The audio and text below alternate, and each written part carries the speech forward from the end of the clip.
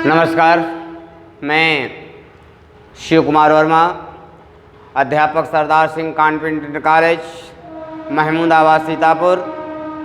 तो आज हम आपको कक्षा 12 विषय भूगोल खंड ख से लेसन नंबर 4 आपको पढ़ाएंगे मानव बस्तियाँ।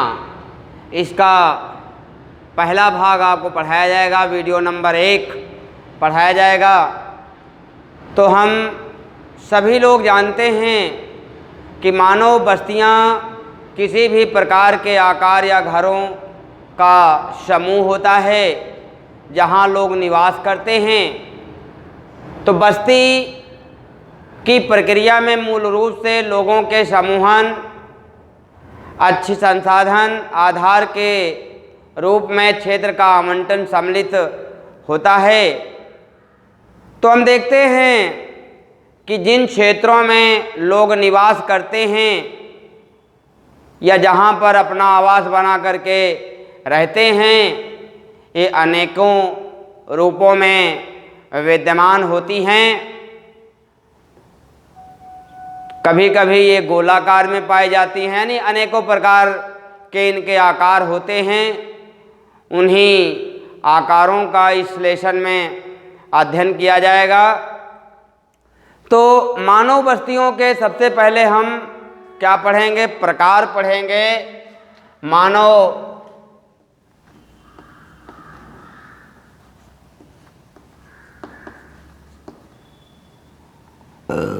बस्तियों के प्रकार।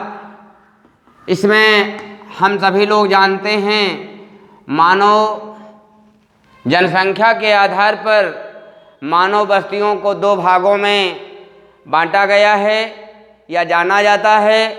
नंबर 1 में होता है ग्रामीण बस्ती, नंबर 1 में होता है ग्रामीण बस्तियां, और नंबर 2 में आता है नगरीय बस्तियां। नगरीय बस्तियां। तो अब हम देखेंगे कि ग्रामीण बस्तियां क्या हैं और नगरीय बस्तियां क्या हैं, इनकी कुछ विशेषताएं हम समझेंगे। तो ग्रामीण बस्तियां जो होती हैं, यहाँ जनसंख्या कम पाई जाती है, और जो नगरीय बस्तियां होती हैं वहाँ पर जनसंख्या अधिक पाई जाती है। दूसरी बात क्या होती है कि जो ग्रामीण बस्तियां होती हैं वहाँ के लोग प्राथमिक व्यवसायों में लगे होते हैं। अधिकांशतः वे प्राथमिक व्यवसाय करते हैं, चाहे वो एग्रीकल्चर यानी खेती करना हो, चाहे आखेट शिकार करना हो, मत्स्य पालन करना हो, डेयरी उद्योग हो, कुक्कुट पालन हो। इन क्षेत्रों में लोग काम करते हैं। यहाँ के लोग ज़्यादातर अशिक्षित होते हैं। इसके विपरीत जो नगरीय बस्तियाँ होती हैं, वहाँ के लोग द्वितीयक और तृतीयक व्यवसायों में अधिक कार्य करते हैं। कुछ लोग उद्योगों में, कुछ लोग परिवहन संचार या इसके अतिरिक्त कार्यालयों में लोग कार्य करते हैं। यहाँ जनसंख्या अधिक होती है। यहाँ के लोग प्रायः शिक्षित पाए जाते हैं। यहाँ लोग शिक्षित अधिक यानी अधिक मात्रा में लोग यहाँ शिक्षित हैं। एक दूसरी विशेषता और पाई जाती है ग्रामीण और नगरीय बस्तियों में। ग्रामीण बस्तियों के लोग भाईचारा इनमें अधिक पाया जाता है। इनमें जो है परस्पर सहयोग की भावना होती है। नगरीय बस्तियों में परस्पर सहयोग और आपसी भाईचारा ये बातें कम देखने को मिलती हैं। अगला बिंदु हम और या देखें तो ग्रामीण बस्तियों में क्या होता है, ये विरल होती हैं, इनमें प्रदूषण कम होता है, शुद्ध चीज़ें हमें आसानी से प्राप्त हो जाती हैं, इनमें मिलावटखोरी कम देखने को मिलती है।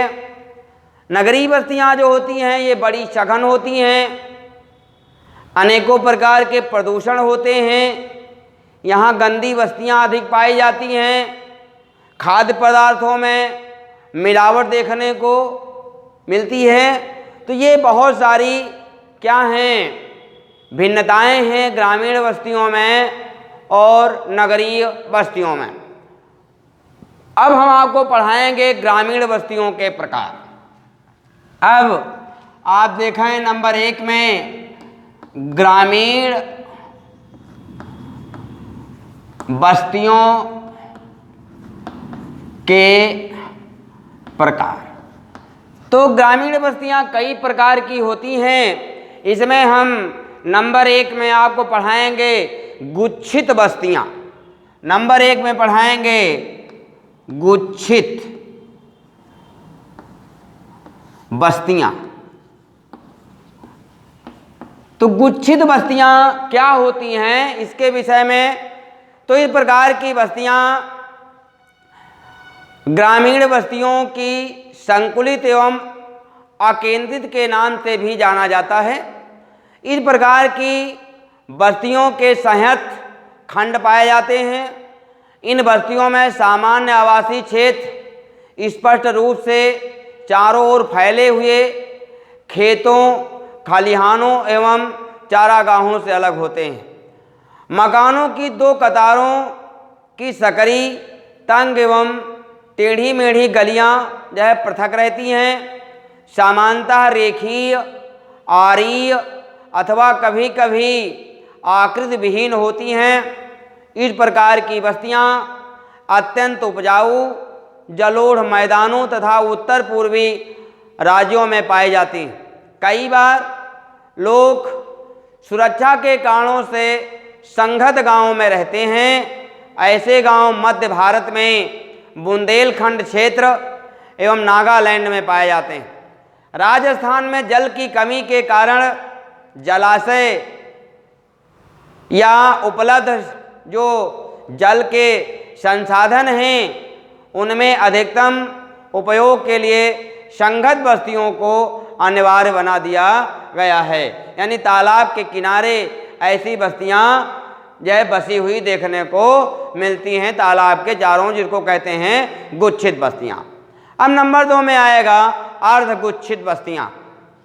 नंबर 2 में अर्ध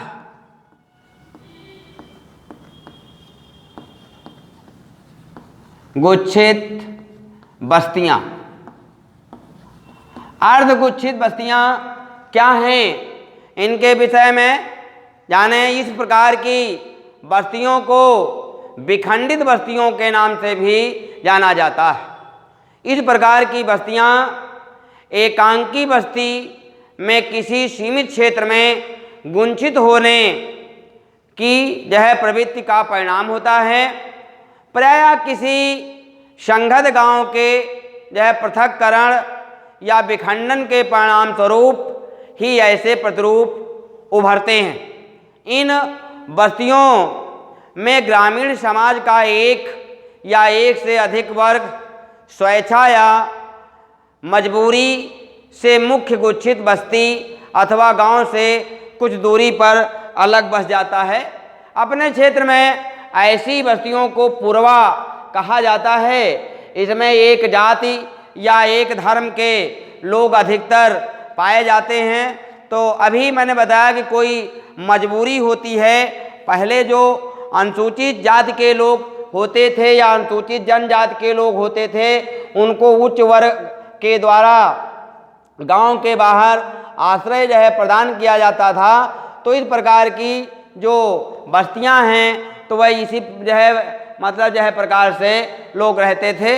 इन बस्तियों में सामान्य रूप से भूस्वामी और समाज के जो है प्रभावशाली लोग गांव के केंद्रीय भाग में यानी बीच में रहते हैं और जो बाकी निम्न वर्ग के लोग होते हैं वह गांव के बाहरी भागों में रहते हैं, जिससे जो लोग गांव के जो है यानी मजबूत लोग हैं उनको जो है किसी प्रकार से नुकसान ना हो चोर डकैतों आदि के द्वारा।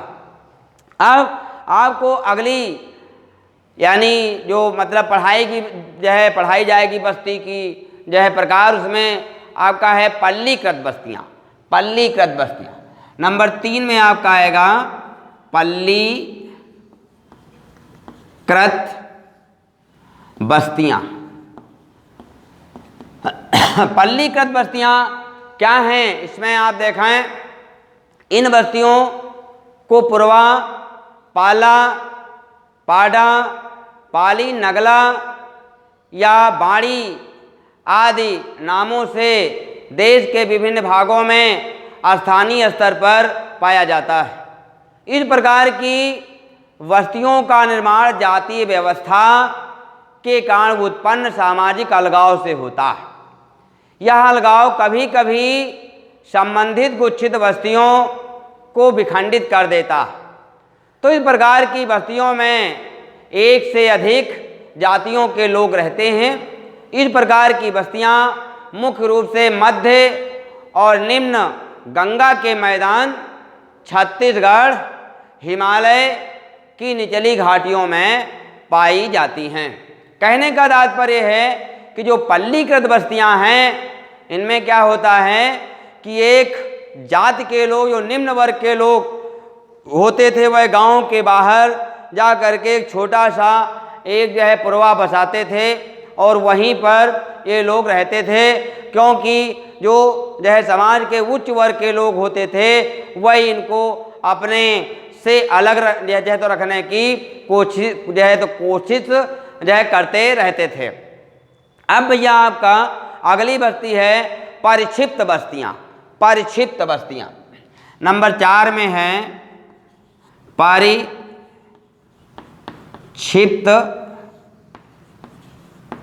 बस्तियाँ। परिक्षिप्त बस्तियाँ क्या हैं? अब आप देखें इन बस्तियों को एकाकी बस्तियों के नाम से भी जाना जाता है।